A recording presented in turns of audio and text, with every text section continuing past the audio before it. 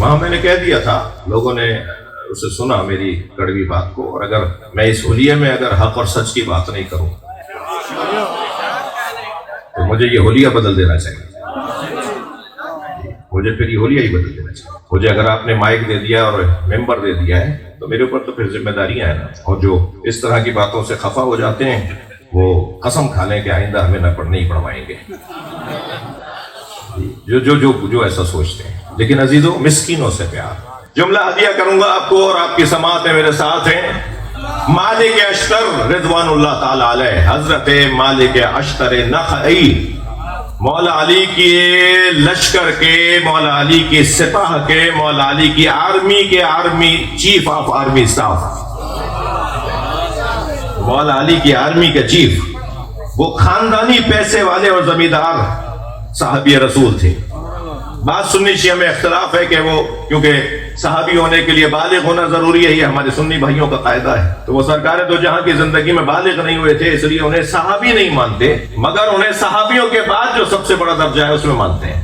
یہ ایک جو بحث ہے صحابیت کی، اس کے اندر جا کے بات آئے گی، لیکن میں جس دید سے حضرت کو دیکھتا ہوں، میرا یہ محترم مجمع جو علی بن ابی طالب کا پیارا ہو اور اتنا پیارا ہو کہ فرمائے کانا اشتر لی کما کنت لرسول اللہ، اشتر میرے لیے ایسے تھا جیسے میں رسول اللہ کے لیے۔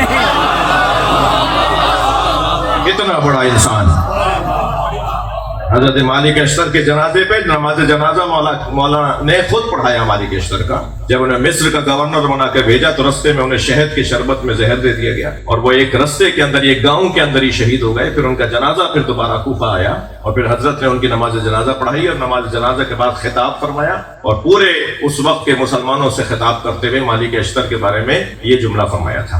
وہ مالک اشتر جو اتنی بڑی حیثیت اور شخصیت کا مالک ہو، ان کا ایک جملہ ہدیہ کر رہا ہوں۔ مولا علی کا مسکینوں سے پیار، اس جملے کو ذہن میں رکھتے ہوئے سنیے گا۔ مالک اشتر فرماتے ہیں کہ علی کا مسکینوں سے پیار دیکھ دیکھ کر میرا دل کرتا ہے کاش میں بھی مسکین ہوتا۔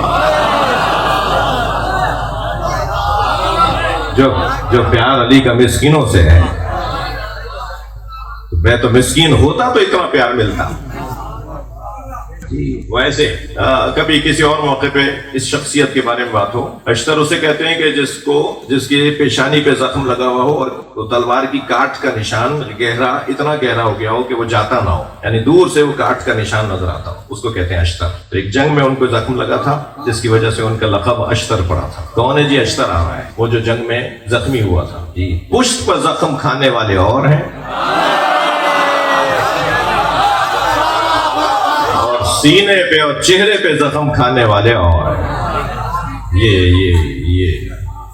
یہ وہ لوگ ہیں جو چہرے پہ زخم کھاتے ہیں، سینے پہ زخم کھاتے ہیں۔ پاکستان کی حفاظت کے لیے، پاکستان کی پاک فوج کی تقویت کے لیے بلند تر صلوات۔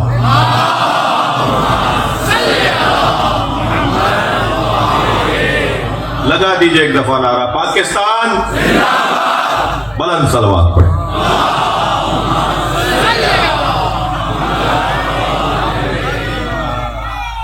سجا کر لے جائے، تسلی دیجئے آپ میری باتوں سے تھک نہیں رہے۔ اللہ نے جنہیں سجا کر بھیجا ہے، یہ نعرہ بھی ثواب بھی تھا اور اس بات کا جواب تھا کہ تھک نہیں رہے۔ جنہیں سجا کر بھیجا ان میں سے اللہ کیا اعلان کرا، وَجَعَلْنَاهُمْ، بہت لمبا مقدمہ ہو گیا، مجھے معاف کریں گے، وَجَعَلْنَاهُمْ أَئِمَّةً يَهْدُونَ بِأَمْرِنَا، اور ہم نے انہیں امام بنایا ہے۔ سورہ الانبیاء 73ویں آیت، اور ہم نے انہیں امام بنایا ہے۔ اللہ جنہیں بناتا ہے نا، انہیں بندوں کے ماننے کا محتاج نہیں بناتا کہ بندے مانیں گے تو وہ مانے جائیں گے، بندے مانے تو وہ اپنی بندگی کا اظہار کریں گے، اور بندے نہ مانے تو اپنی بدبختی کا اظہار کریں گے۔ اللہ نے جنہیں بنا دیا انہی کو تو ماننا ہے۔ اللہ قرآن میں نام نہیں لیتا بھائی، قرآن فارمولوں کی کتاب ہے۔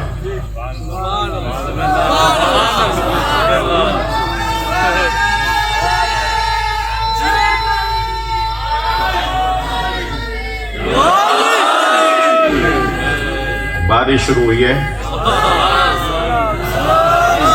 مگر ماشاءاللہ جی میں سمجھ گیا کہ آپ بارش میں بھی بیٹھے رہیں گے.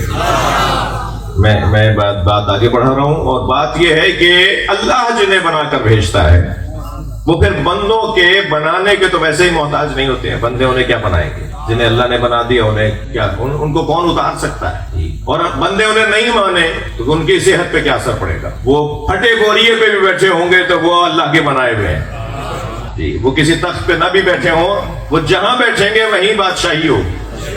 وہ اللہ کے بنائے ہوئے ہیں جی، اللہ کے بنائے ہوئے ہیں. اللہ نہ بننے والا ہے کہ اسے بنائے کوئی تو اللہ بنایا جائے. یہ ہمارے اور ہمارے غیر مسلم بھائیوں میں ایک موٹا سا فرق ہے جی. اللہ کو بنایا نہیں جاتا، اللہ کو کوئی بناتا نہیں. اللہ ہے، اللہ کو ایک مانا جاتا ہے. اللہ کو وحدہ لا، توحید کا مطلب اللہ بنانا نہیں ہے، ایک ماننا ہے. توحید کا مطلب ایک بنانا نہیں ہے، ایک ماننا ہے.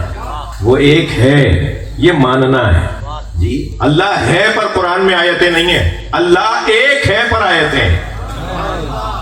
اللہ ہے تو فطری مسئلہ ہے. دنیا میں کون ہے جو اللہ کو نہیں مانتا؟ جو کسی کو بھی نہیں مانتا نا، اور کہتا ہے میں کسی کو نہیں مانتا، یہ خود جملہ کہہ رہا ہے کہ وہ کسی کو مانتا ہے. وہ بعض اوقات آپ کو جملے سننے کو ملیں گے، میں کوئی اصول نہیں مانتا. یہ بھی تو ایک اصول ہے. یہ خود ایک اصول ہے یا نہیں ہے؟ تو دنیا میں آپ کو کوئی نہیں ملے گا جو اللہ کو نہ مانتا ہو. وہ اور بات ہے کہ اپنی پسند کا، اپنے مزاج کا، جو اب تک اللہ سمجھا اسے اللہ مان لیا. لیکن اللہ وہ ماننا ہے جو اللہ ہے.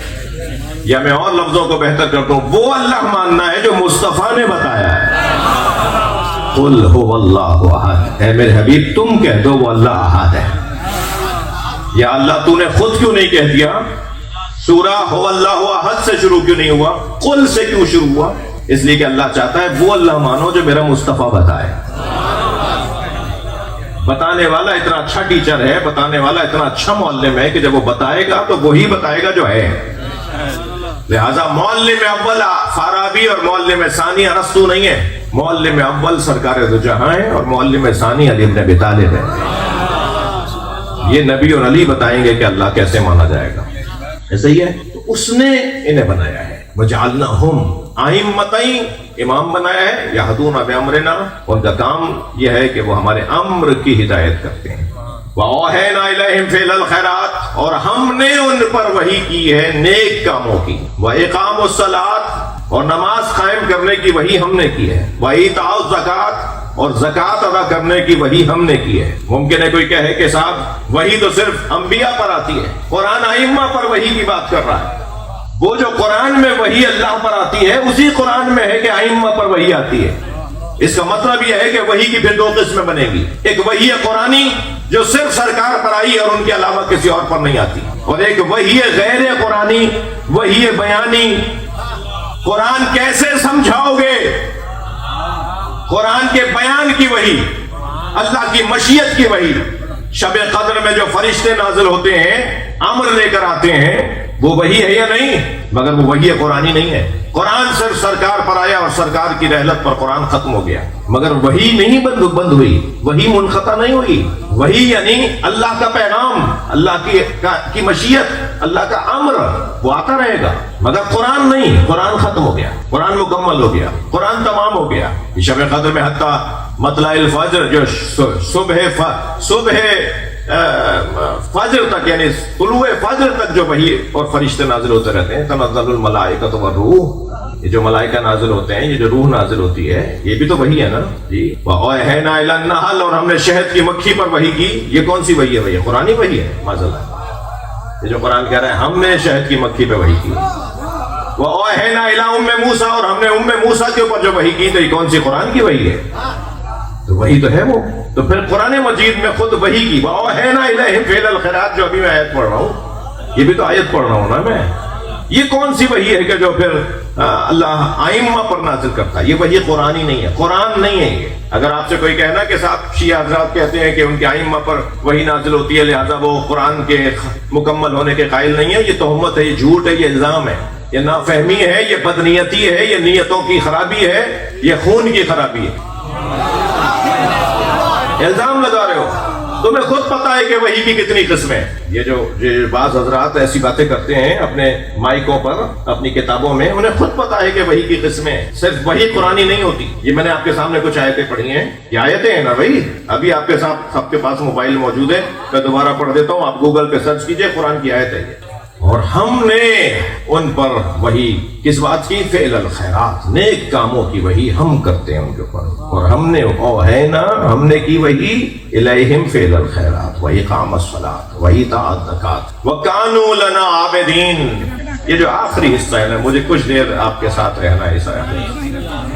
وکانوا لنا عابدین, اور یہ ہیں فقط اور فقط ہمارے بندے. ان کی بندگی کا اللہ نے اعلان کیا, یہ فقط ہمارے بندے, یہ فقط اللہ کے بندے, یہ کسی اور کی عبادت نہیں کرتے. ایک مرتبہ بھی اگر مولا علی نے کسی ایسی جگہ پر جا کر دکھا دیا ہوتا تو مسلمان آج آپ کا جینا دو بھر کر دیتا. اور خود جنہیں بڑا مانتا ہے وہ 40 سال تک بت پرستی کرتے رہے.